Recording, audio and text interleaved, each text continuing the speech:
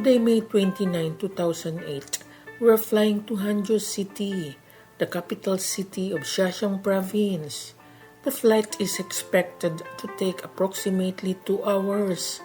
We will be boarding flight CA1776, scheduled to depart at 11 a.m., with an expected arrival time at 12:50 p.m. Hangzhou City is a provincial-level city. It will serve as our base camp for the next 3 days as we explore its component towns and cities, just as we did in Xi'an and Beijing, which are also considered provincial-level cities. Despite the gloomy weather today, we went on with itinerary as scheduled. The flight was smooth. We didn't experience so much turbulence. After 2 hours in the sky, we arrived in Hangzhou City. Like Xi'an, the airport here is not overlarge, but it exudes elegance, cleanliness, and visual appeal. Hangzhou is situated in the northern part of Zhejiang province, on the north bank of Jinhua River. It serves as the southern terminus of the Grand Canal, an ancient waterway that connected northern and southern China. The city boasts renowned buildings, gardens, and monasteries. Hangzhou's natural beauty and cultural heritage make it a top tourist destination. Our first activity in Hangzhou City is to visit the Development and Reform Commission of the Jiaxing province to know more about the progress of their cities and towns. The meeting was very informative and productive. Next, we explored Ningbo town, a component of Hangzhou City. The housing referred to as tenements impressed us with its elegance. Ningbo town, located in the Zhejiang district, is small with a land area of 42.75 square kilometers. The town maintains a clean and green environment. Before nightfall, our group had the pleasure of visiting public schools in Hangzhou. The students warmly welcomed us, their smiles reflecting the city's hospitality. But the highlight of our evening awaited us, a celebrated art performance that would leave a lasting impression. As the curtains rose, the stage came alive with vibrant colors and graceful movements. Through dance, music, and theater, the performance vividly portrayed Hangzhou's rich culture and artistic heritage. What struck us most was the participation of children, future artists, and storytellers, adding an endearing touch to the show.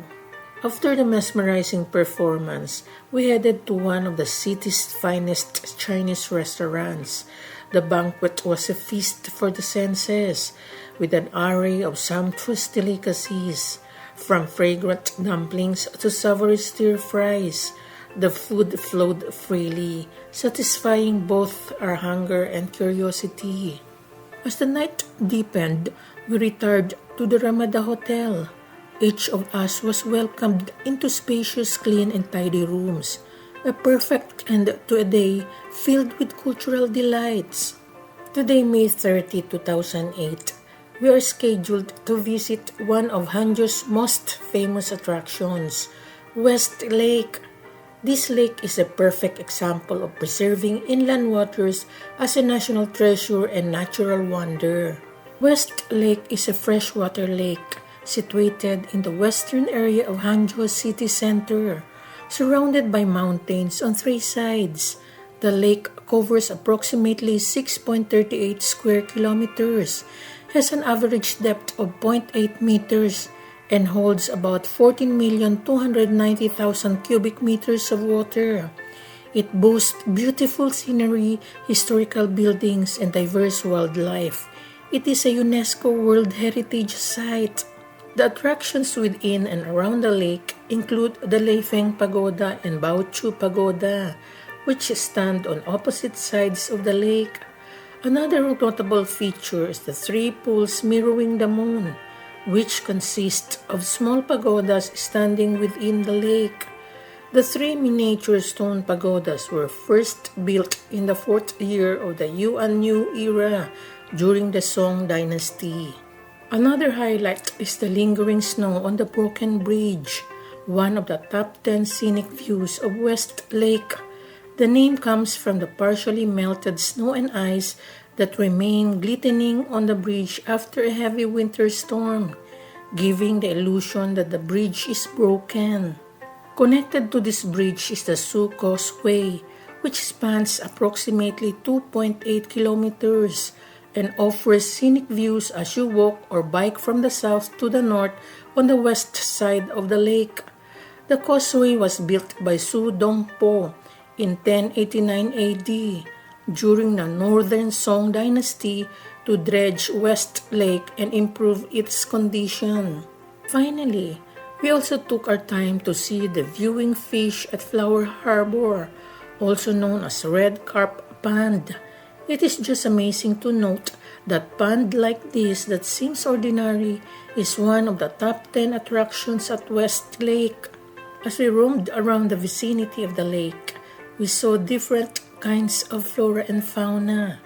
I had the opportunity to see, for the first time, peacocks of different breeds. It was mesmerizing. After almost a day of roaming and cruising the area of West Lake, we had dinner at a Chinese restaurant before returning to the Ramada Hotel. As expected, we once again enjoyed the best of Chinese cuisine. Today, May 31, 2008, we're heading to Jiaxing City, also in Zhejiang province. The journey will take us around 1 hour by land.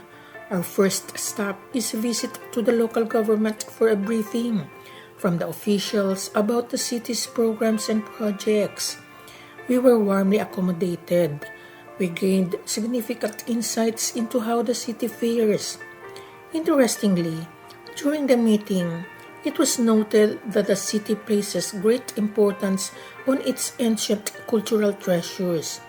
Jiaxing has a history of over 2,000 years, dating back to the Qing dynasty, and is known as the birthplace of the Mahiyabang culture in the Neolithic age. The Mahiyabang culture represents the earliest Neolithic discovery in the Wuxi region and can be considered the cradle of civilization in this area. Hanxi is part of the Yangtze River Delta, one of China's most economically dynamic regions. It is renowned for its silk production and is often referred to as the home of silk. The city is famous for its pictured water towns, particularly the Wuxin ancient water town. This charming water town is located in Dongxiang, about 80 kilometers from Hangzhou and 140 kilometers from Shanghai. It is reputed as the land of fish and rice, home of silk, and is a national 5A level tourist attraction, often called China's last pillow water household, covering an area of 0.9 square kilometers. From here, we moved to Ningbo City. Along the way, we had the opportunity to visit Haining China Leather City. It has been a major hub for leather products in China since the 1980s. This enormous shopping mall specializes in leather goods and other apparel. It is famous for its high-quality leather products and offers a wide range of items, making it a popular destination for both locals and tourists. As the sun set, we proceeded to a Chinese restaurant in Ningbo for dinner. As usual, we tasted the best of Chinese cuisine. The food was palatable and sumptuous. Thereafter, we ended our day at the Asia Garden Hotel, located in the center of Ningbo City. This was our resting place for the next 3 days before going back to Beijing on June 3. The hotel is strategically located along the side of Beidou River, known for its scenic beauty and ecological diversity. The river is part of the larger water system that includes the Yong River, which is significant for Ningbo's port activities and overall economy. Today, June 1, we met with the local officials of Youyao City, a county-level city located in the northeast of Zhejiang province. under the jurisdiction of the sub-provincial city of Ningbo. The meeting was successful as we learned more about the city and the initiatives they undertake for the betterment of its residents. Yuyao is situated 40 kilometers west of central Ningbo and 120 kilometers east of Hangzhou, bordering Hangzhou Bay to the north. It takes around 45 minutes to reach from the hotel. Yuyao is renowned for its rich cultural heritage, particularly the Neolithic Hemodu culture, which dates back to around 5000 BC. This culture is one of the earliest sites of human civilization. Yuyao is a prosperous economic center with a history that stretches back thousands of years. It has developed into a significant hub for various industries, contributing to its modern growth. From there, we had the opportunity to explore the city. Although small, with a land area of 1,527 square kilometers, it is clean and green. Before the day ended, we enjoyed a banquet at one of the Chinese restaurants in the city. It was a delightful experience as we shared endearing moments with our trainers and co-participants. As we headed back to our hotel, we were captivated by the colorful lights along the way. It was truly amazing and a night to remember. Today, June 2, we're visiting Jiaxing Temple, a significant Buddhist site with a rich history dating back to 300 AD. Located on the ascending slope at the foot of Taibei Mountain, 25 kilometers east of Ningbo City, it is known as Buddha's Holy Land in southeast China. Jiaxing Temple is one of the 10 sacred temples of the Buddhist Chan sect, featuring 730 houses built in the architectural style of the Ming Dynasty. Among the attractions here is the Tianwang Hall, which serves as a place of worship for various deities and embodies protective symbolism in Buddhist tradition. Another must-visit site on the way to the temple is Xiaobao Ridge, home to the Wufu Sengmang Pagoda, commonly known as Saobai Pagoda. Additionally, Jiaxing Temple includes the Mahavira Hall, which houses the central trinity of Buddhas, Sakyamuni Buddha, the Medicine Buddha, and Amitabha Buddha, representing the three spatial worlds of the East, Middle, and West. There is much to see inside this temple, which covers an area of 76,400 square meters and has a floor space of 38,800 square meters. Unfortunately, we didn't have the time to explore due to time constraints. Before returning to the hotel, we had the chance to pass through the business center, which is reminiscent of Divisoria.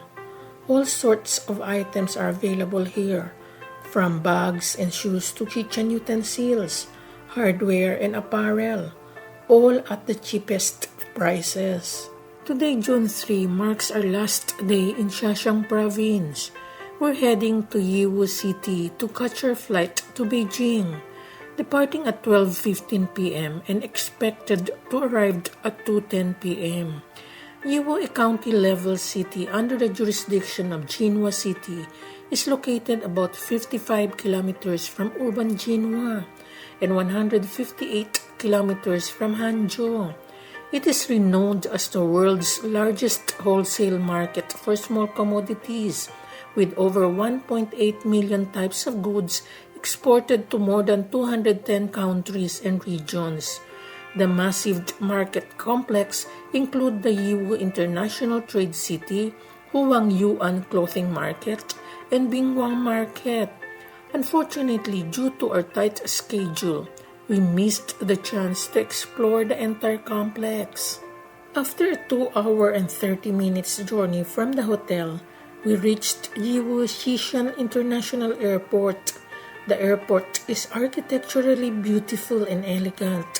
Like other airports, it offers a lot to see and buy inside. However, we didn't purchase anything since we brought an amount of reading materials given by the local governments. The day was just fine, with good weather. Our flight to Beijing was smooth. Upon arrival, we went straight to the National Accounting Institute, where we were billeted for the remaining 2 days in China. On June 4, we had our closing ceremony at 10 a.m. It lasted for an hour and was held in the lecture room.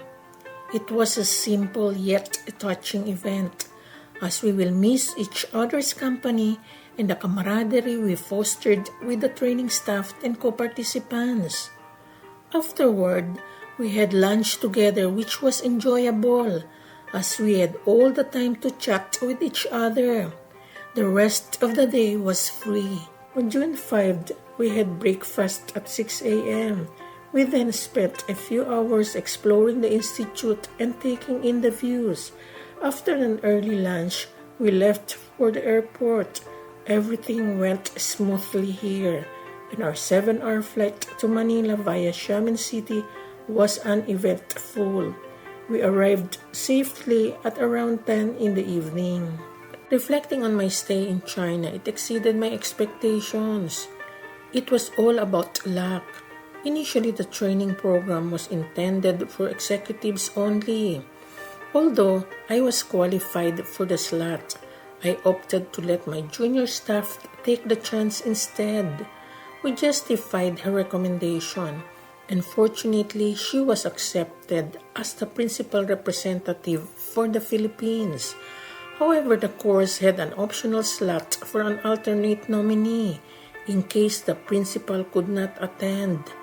Due to the tight deadline for submission, I was recommended and fortunately accepted by the China Center for Town Reform and Development in Beijing.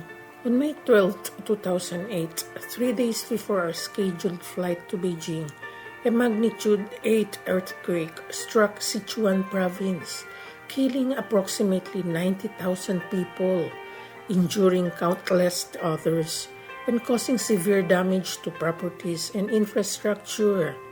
This incident made us reconsider whether to proceed with the training. Determined to see the Great Wall of China and the Terracotta Army, as I might not have another chance in my lifetime, I decided to go. I never regretted this decision. Not only did I see the Great Wall and the Terracotta Army, but I also learned a great deal about China's environment, economy, and socio-cultural aspects, and how the government at all levels play an important role in these. The visit changed some of my impressions and views about China. It educated me about what lies within the country. As we moved from one province, city, and town to another, I realized that China is indeed a place of wonders. This country ranks second in the world for the highest number of UNESCO heritage sites. While China is known as a global economic powerhouse with many products worldwide being produced here, there is much more to this country than what we see and know. It showcases significant support mechanisms to boost its economy, from infrastructure, agriculture and aquaculture production to tourism, preserving and maintaining its cultural heritage and natural wonders. Every treasure or wealth the country has, be it just a pond of carp, an aged tree, or an ancient village or community, is always valued. 1. To define their identity as a nation. 2. To present the narrative of the past to the future generations, so they can understand the present and be part of shaping the future of their communities. And finally, to steer economic activities to sustain the well-being of their people. Based on records, China is one of the safest places to visit and live. It is one of the countries with the lowest crime rates. My 20-day travel in the country is a testament to its peacefulness. I hope in my future travels abroad, I can visit the other places in China which I have never been.